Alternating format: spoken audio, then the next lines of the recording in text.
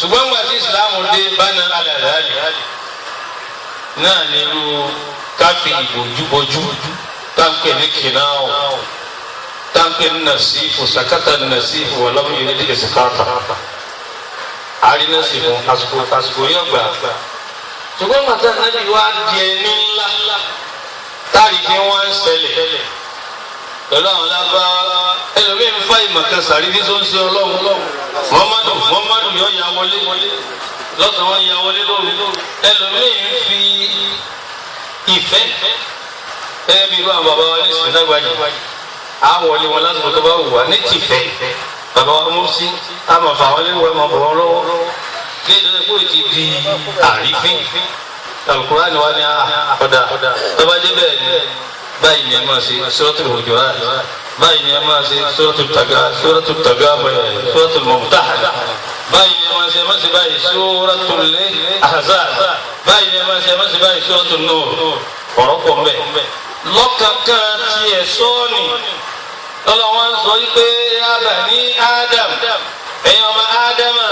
qad anzalna alaykum libasan yuwari sawatikum wa risha. yuwari sawatikum wa risha. kọ́mọ jẹ́ tíìkùn. a ti sọ àwọn aṣọ tẹ́ máa wọ kálẹ̀ ẹ̀yin mùmínì. ya bani Ádámà ló jẹ́ pé àti kàbíyà àti mùmínì. aṣọ tẹ́ máa wọ wa risha. èyí tó jẹ́ pé àwọn ẹyẹ ìyẹ́ ni wọ́n fi sasọ àmọ́ ọmọ Ádámà Ọlọ́run tó dá wa lọ́lá ara karamna bani Ádámà aláṣọ tá a mọ̀ wọnú ooru alẹ́ ìta mọ̀ wọnú òtútù alẹ́ ìta wọ̀ lòdì alẹ́ ìta wọ̀ sẹ́lẹ̀lẹ́ a ní aṣọ nù ìgbà tí ṣòro bá dé a sì lé ìta fọ àti ní bá ti tọ́jú ẹ̀ ara karamna ni aṣọ yìí kí ni ó ṣe yuwari sawatikum wa risha yọmọ pàṣírí wa. sawatikum wa risha yuwari sawatakum wa risha. inú mo fi dùn pé àwọn ìjìnà yuwari sawatakum yuwari sawatikum aṣọ tí ọmọ pàṣírí ngbọ́n lóhùn sọ aṣọ tí ó pàṣírí kalẹ̀ èyí tí táwọn èèyàn tó tún àṣírí ara wa. ìntàwọn ṣẹ́fù fẹ́ ká sọ̀rọ̀ bí gbogbo èèyàn bá jẹ tún àṣírí ẹ̀ tí ó rìnrìn ẹranko ẹjẹ́ ọmọ lórí àwọn kèfèrí ẹjẹ́ ọmọ lórí àwọn nàṣàrà ẹjẹ́ ọmọ lọ́dọ̀ àwọn Yẹhudi ẹ má tún gbé wọn ní ìsìlámù wọn torí fúnra Ọlọ́run lọ́pọ̀ ìsìlámù lé lọ́pọ̀ ọmọ Ádámà lé àwọn ẹ̀ṣọ́ wa ní ẹ̀ṣọ́ ìsìlámù tọ́wọ́n tó ní kòsùn sí nàtàkùn ẹ̀dàkùn lè masjidin ẹ jẹ́ kẹsàn-án yìí ó pé tẹ́ ẹ bá fẹ́ ṣe lọ́wọ́ ẹ wá rí àwọn ẹ̀ṣọ́ ọ̀hún wọ́n lè bá sùn taqwa.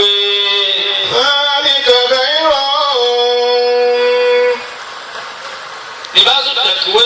aṣọ bẹ̀rù Ọlọ́run asásọ kan bẹ lásọ bẹ̀rù Ọlọ́run nínú bí dábẹ́ tá a bá ní jẹ́ ìsìlámù lásọ ìsìlámù lásọ mọ̀nà kí lásọ ìsìlámù libasu taqwa ẹ bá ń wí. libasu taqwa ni aṣọ ìsìlámù libasu taqwa bẹ̀rẹ̀ fọkùnrin látara fìlà libasu taqwa bẹ̀rẹ̀ fọkùnrin látara bùbá èyí darí agbádá dansiki èyí dérí pàǹtì ẹ̀ èyí dérí tọ́sà rẹ̀ sọ̀tọ̀ ẹ̀ bó wọn ní kó rí libasu taqwa ni kọ́ máa translate kọ́mọ tí o bá ti translate tọ́ba yẹn pé ní ó dúró àárí àmọ́ bẹ́yẹn pupa ni ó kú kọ́mọ fi ṣépù ara. àdìgbàdì wo kálukú wa wọ trọ́sà nísìnyí àárí obìnrin pé èèyàn dúdú ni àbí èèyàn pupa ó bò lára ó bò lápá àmọ́ gbogbo ṣépù ara ẹ̀ lọ́hàn. ayé yìí kọ̀ọ̀kan tó apá mi tí wọ́n yí bìrì ó sì lóun wọṣọ tó bàṣírí kọ́ bàṣírí náà méjì ni àkọ́kọ́ kọ́ mọ́ lu débi tá a rí pé èèyàn dúdú ní funfun ni ẹlẹ́ẹ̀kejì kọ́ mọ́ wàá fún gágágágágá èèyàn tó sanra tẹ́lẹ̀ ọ̀yàn tó lọ ń bọ̀ ó tó èèyàn mẹ́rin pín ọwọ́ fi kí tó wá wọ sí kílẹ̀tì tó pa gbogbo ẹ̀wọ̀n yìí bìrì bí ẹ̀yìn tí yìí ti wájú yìí yọ gbàdí nìyí àti èmi gbàdú jẹ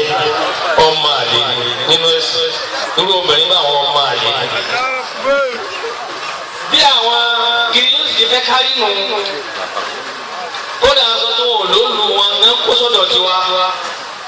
torí pé ní 1970 wọ́n péjọ ní mọ̀tàmọ́rù kan àlàmì ní mọ̀tàmọ́rù kọ́nfẹ́rẹ́nsì àgbáyé ni.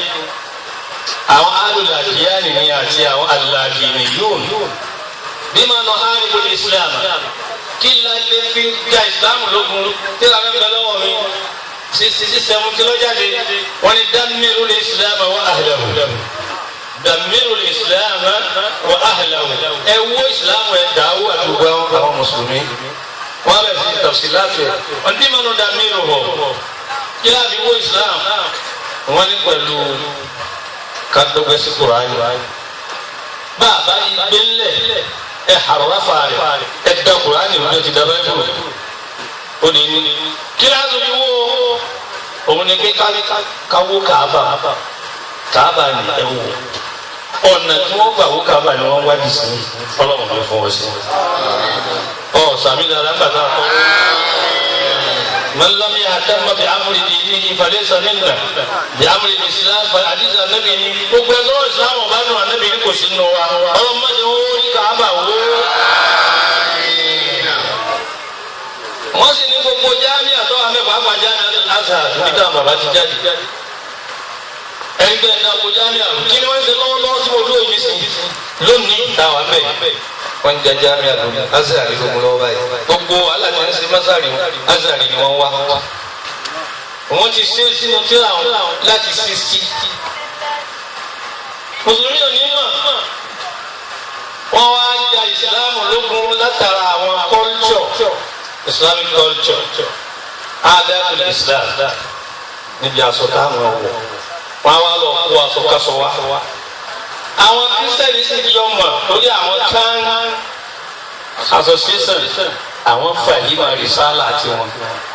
àwọn àìmọ̀ wal ulama àyìnà náà nù àyìnà àtò àbí bàbá jà síbi òkú tá a jà síbi owó òkú àtòwò súná. kò síbi tá a ti ń dàrá sa òmùrù tí àwẹ̀ gẹ́gẹ́ tọ́jà kókó là tí géètì ara wa yìí. àyẹ̀jú ọ̀rọ̀ mi ní bẹ́ẹ̀ tó yẹ bàbá fi dáná bí tẹ́tí la àyìnbá wà lórí àmàkàlẹ̀. àwọn líìgì al-Imam al-Alfa tẹ́ǹsì ń bàdàn. lórí ìṣe àdàmú kí ni bí bóòdù náà tọ́lọ̀ ń bọ̀ wọ́n kí n padà wá sí tòsí. aṣọ wíwọ̀ yẹn mùsùlùmí tó bá fẹ́ràn ìsìlámù dáadáa wọ́n gbọ́dọ̀ kìlọ̀ fọ́mọ ẹ̀. pẹ̀lú aṣọ tí ó mọ̀ wọ̀ kí ṣe fáàrí kí sọ̀lá yìí. wọ́n dictate ẹ̀ fún wa nílẹ̀ wa ni wọ́n kó wa láti bá tiwájú láti bẹ̀sìn jẹ́ ni.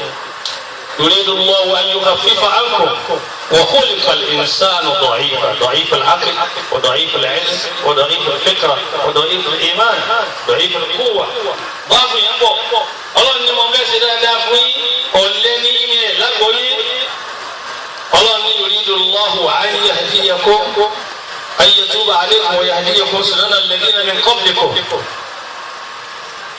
ويريد الذين يتبعون الشهوات أن تميلوا ميلا عظيما. èmi Ọlọ́run fẹ́ kọ́nà mọ̀ yín wọ́n fẹ́ kẹ́ dàbí àwọn tó ti kọjá káyé yóò dáa kígbà yóò tutù àmọ́ àwọn kan tí wọ́n ti tẹ̀lé ṣètánì lọ wọ́n fẹ́ kẹ́ kú lójú ọ̀nà Ọlọ́run أن تميلوا ميلا عظيما. òun ni asọ́kásọ táwọn wọ̀ òun ni gbogbo fíìmù táwọn wò lórí tẹlifíṣàn òun ni gbogbo program burúkú tó ń gbé sórí satellite òun náà ni gbogbo àwọn ansẹt táwọn ẹ̀yìn mú lọ́wọ́ káàkiri ìwé tí òjò wọn mọ̀ wíwọ́. ìborí táǹpẹ ní khimar àti ìborùn táǹpẹ ní mẹ́ndì àti jìlbà tó bó kalẹ̀ gbogbo ẹ̀ ló ní nususu minal kitabi was sunnah. ẹlọ́wọ́ suratu Nur ẹlọ́wọ́ suratu Ahzab ẹlọ́wọ́ suratu Mumtahana. ọlọ́run sọ fún anabi ń bẹ̀ ipe idha ja'aka al-mu'minat yubayyinaka ala alla yushrikna billahi wala shay'an wala yushrikna wala yaznina wala yatinaka bi buhtanin yaftarinahu bayna aydihinna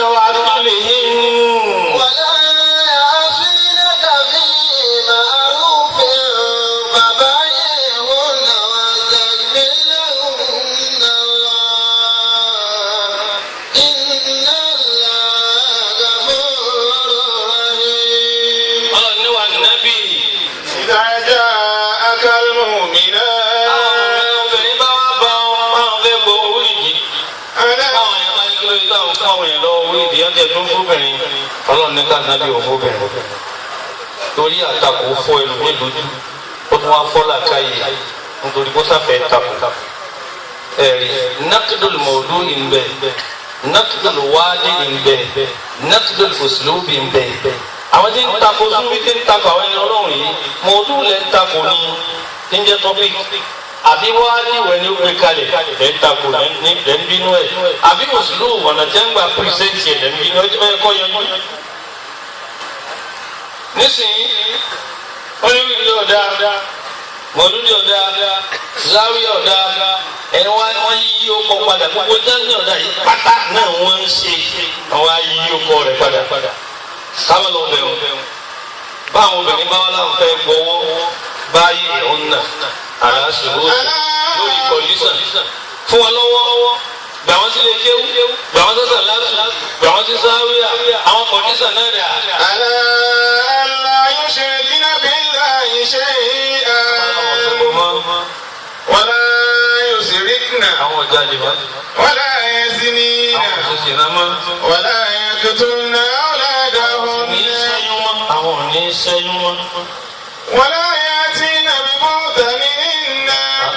ولا يأتين ببهتان يفترينه بين أيديهن وأرجلهن láyé àti ẹnà ní bùhùdáàrẹ àwọn ò ní dá wàhálà alẹ̀ mọ́ wọn ò ní dá fìtínà lẹ̀ wọn ò ní dá fìtínà alẹ̀ sọkùnrin la yọkẹrì náà wù èyí ń wáyé ní àìdí hinna látọwọ́ wọn wá àrídúlé hinna tẹsẹ̀ wọn báwo ni ibẹ̀ wọn ní gbogbo obìnrin ó ti ṣọ́ra níbi aṣọ tí ó bá wọ̀ àtẹ̀sọ́ tí ó bá ṣe bí gold bí kàlkàl tá à ń pè ní gbóró téèyàn fi sápá téèyàn fi sọ́rùn tí fi sọ́wọ́ tí fi sẹ́sẹ̀ kódà ilé àgàn tó borí táyéyàn náà gbọ́dọ̀ ṣọ́ra nítorí kíni ni pé ìrìn tóbìnrin ní àmàdá fìtínà lẹ ọ̀rọ̀ tóbìnrin sọ àmàdá lẹ aka ọwọ́ aka ẹsẹ̀ àmàdá yẹ́pẹ̀lì náà wú bẹ́ẹ̀ ní àìdí iná wà á lè